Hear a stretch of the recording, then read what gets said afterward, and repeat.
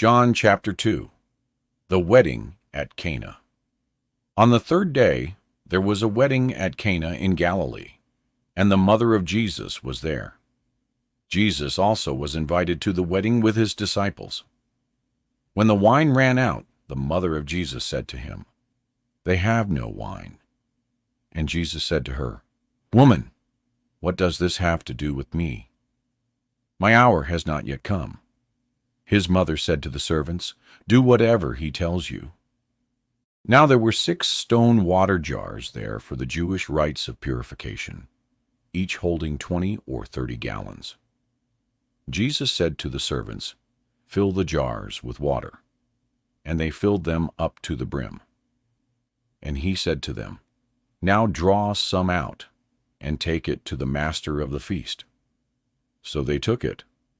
When the master of the feast tasted the water now become wine, and did not know where it came from, though the servants who had drawn the water knew, the master of the feast called the bridegroom, and said to him, "Everyone serves the good wine first, and when people have drunk freely, then the poor wine. But you have kept the good wine until now." This, the first of his signs, Jesus did at Cana in Galilee, and manifested his glory. And his disciples believed in him. Jesus cleanses the temple.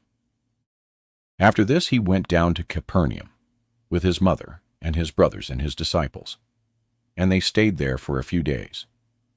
The Passover of the Jews was at hand, and Jesus went up to Jerusalem. In the temple he found those who were selling oxen and sheep and pigeons, and the money changers sitting there, and making a whip of cords, he drove them all out of the temple, with the sheep and oxen.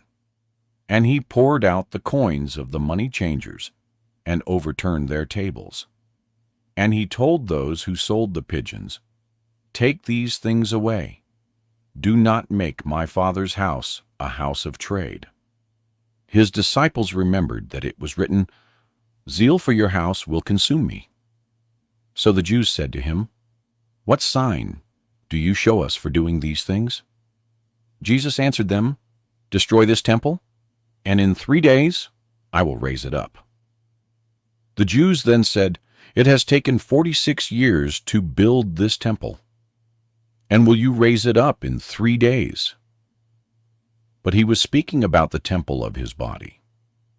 When therefore he was raised from the dead, his disciples remembered that he had said this, and they believed the Scripture and the word that Jesus had spoken. Jesus knows what is in man. Now when he was in Jerusalem at the Passover feast, many believed in his name when they saw the signs that he was doing.